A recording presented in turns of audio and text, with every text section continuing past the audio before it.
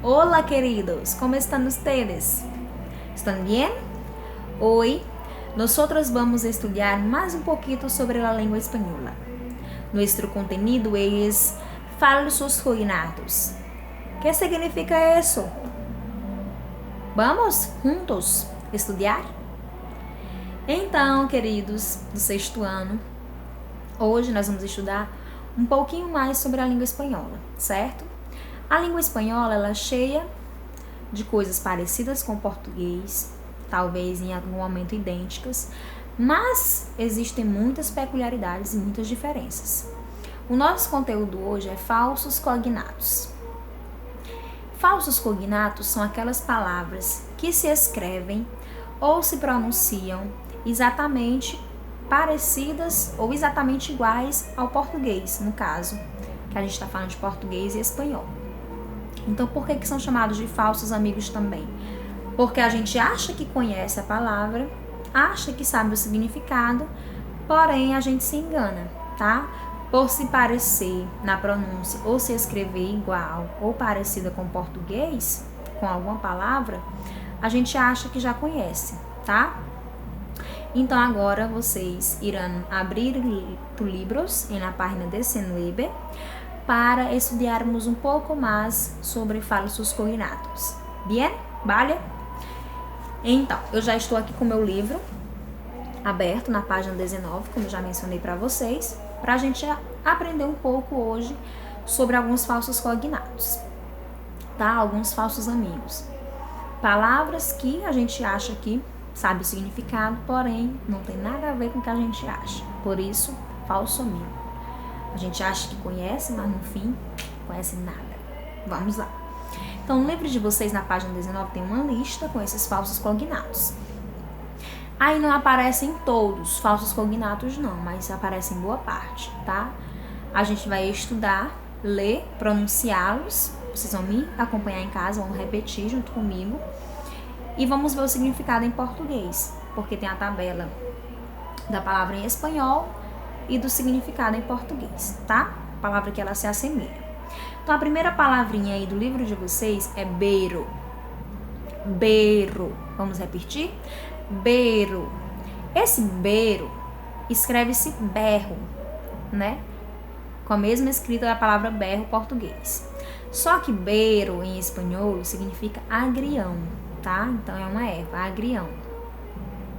Parece berro, mas não é. Segunda palavra, aceite. Aceite.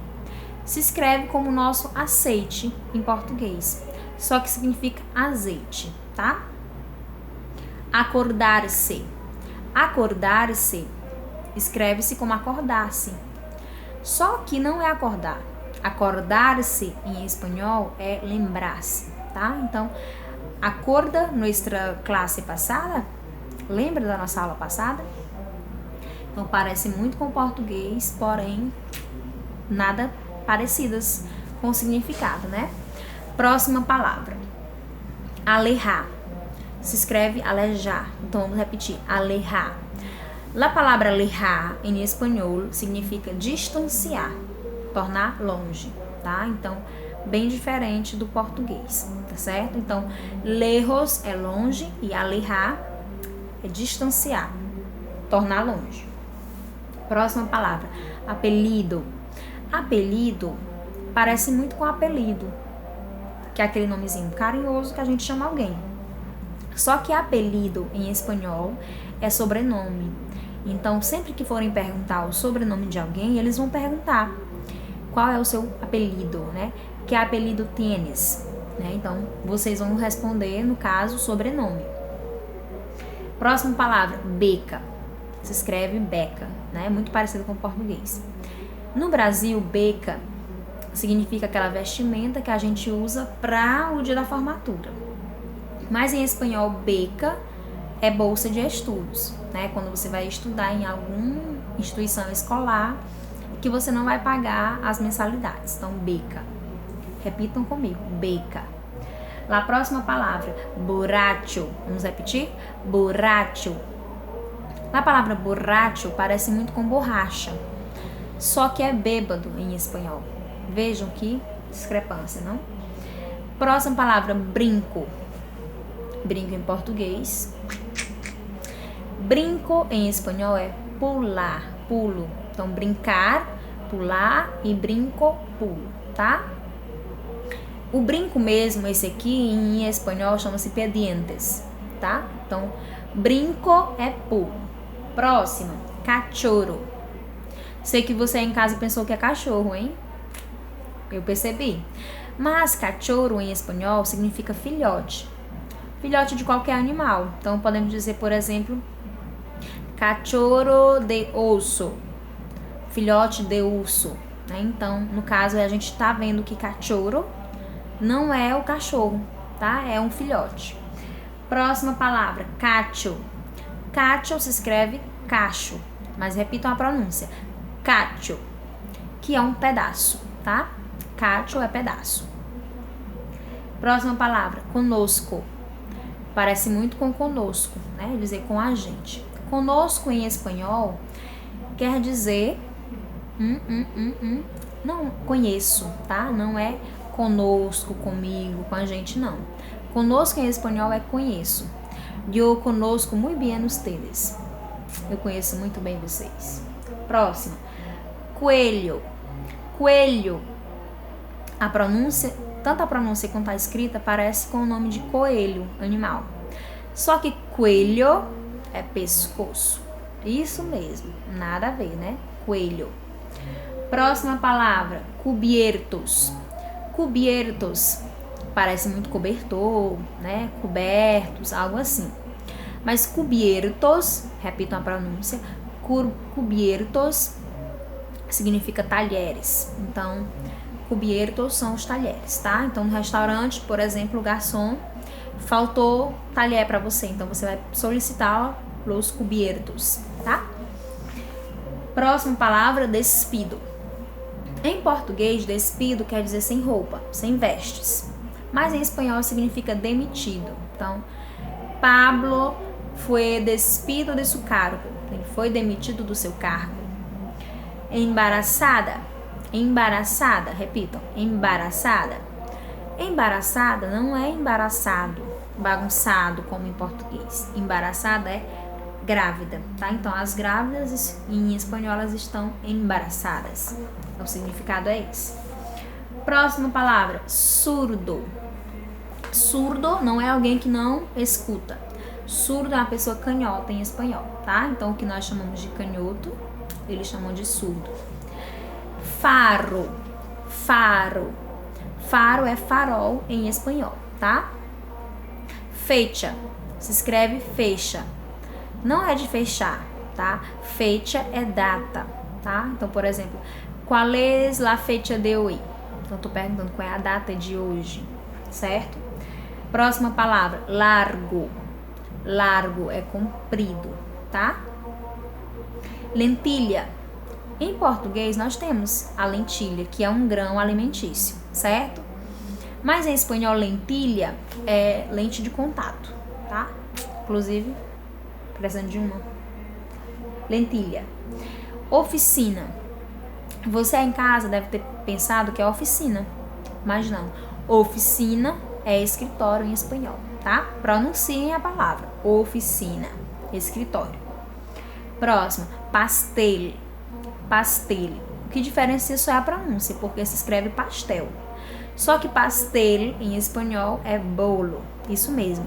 Bolo em espanhol é pastel. Pelo é cabelo, tá? Polvo, pó. Acompanhar a leitura pelo livro e repitam a pronúncia. Polvo, que é pó. Pronto é logo. Então, se eu digo para vocês, hasta pronto, estou dizendo até logo, tá? É uma despedida. E não pronto, já estou arrumado, já estou esperando para sair, algo do tipo, como a gente usa em português. Pulpo. Pulpo é que é polvo animal, tá? Pulpo. Salada. Salada em espanhol é salgada, tá? Então, diferente do português, que é realmente a salada, a mistura de verduras alimentícias. Pra gente falar salada em espanhol, a gente chama ensalada, tá? Próxima, salsa. Não é a salsa ritmo musical e nem é a salsa tempero. Salsa em espanhol significa molho. Então é muito comum, por exemplo, a gente encontrar em cardápios, menu, pasta com salsa de tomates. Então, massa com molho de tomate, por exemplo, tá? Molho branco, não sei, mas pasta é massa e salsa é molho, tá? Próxima, sítio. Sítio não é um sítio como em português, mas tem alguma relação, é lugar, tá? Então, sítio é lugar, pode ser o lugar que você estacionou a moto, o lugar que você deixou o livro, o lugar que você mora. Então, sítio é um lugar. Taller, aí vejam a diferença, né? Cubiertos é talher e taller é oficina. Mas eu acredito que tenha alguma relação com ateliê, talvez, né? Taller é oficina. Tapas. Tapas não é tapa, não é batida, é petiscos, né? Aquelas comidinhas que a gente vai comendo pra saciar um pouco, ou como tira gosto, acompanhando um suco, algo do tipo. Então a gente chama tapas. Geralmente quando eles fazem reunião familiares, eles perguntam se já tem tapas. E aí cada um, né, na reunião leva um pouco de tapas, que é petiscos. E taça. Taça não é taça mesmo, como no português, tá? Taça em espanhol significa xícara. Isso mesmo. Taça é xícara. Outra palavra, baço, que se escreve vaso. Não é vaso, é copo, tá? Então, outra palavra que é falsos amigos. Então, eu espero que vocês tenham compreendido, né, os falsos amigos aqui da página Desenuebe. E a gente vai realizar a atividade, certo? Eu vou explicar para vocês como que vocês vão realizar esta atividade. Ainda na página Desenuebe, tem o exercício. Na primeira questão, você vai marcar a alternativa, né, que responde essa pergunta. A pergunta é: como se diz oficina e vaso em português? Então, como é que a gente chama oficina e vaso em português, tá? No caso, vocês têm que saber o significado da palavra oficina e da palavra vaso, tá? Eu falei vaso e oficina está na lista. Na segunda questão, vocês vão ler um diálogo e vão responder que se pode dizer sobre Carla. O que a gente pode falar sobre Carla? Que informação a gente consegue ter de acordo com a leitura do diálogo? Tem até uma imagem aí que facilita muito a resposta. A terceira questão é para vocês. Relacione las columnas. Relacionar a coluna 1 com a coluna 2. Como, professora? Aqui vocês vão poder fazer uso do dicionário de língua espanhola para pesquisar alguma palavra que não esteja na lista e que eu não falei nos falsos cognatos. Então, nós temos lá balcão, taça, faro, latido e salada. Então, nós temos duas palavras que não foi mencionada. E na outra coluna você tem o significado. Parte de la casa, característica de la comida, ilumina, donde se pone el café. E aí vocês vão colocar relacionando as duas colunas. Depois, vocês têm ainda na página B20, Rincón de la Música. É quando a gente trabalha com alguma música ou algo cultural, para a gente aprender melhor a língua. Então, aí tem duas músicas. Tem La Bamba, que é uma música, né, bem passadinha já, e Buen Dia. Eu vou linkar para vocês a música, as duas músicas, e vou enviar pelo WhatsApp para vocês terem acesso à música, tá? Vocês vão ouvir as duas músicas e vão circular aqui na letra da música as palavras intrusas. Que é isso, professora?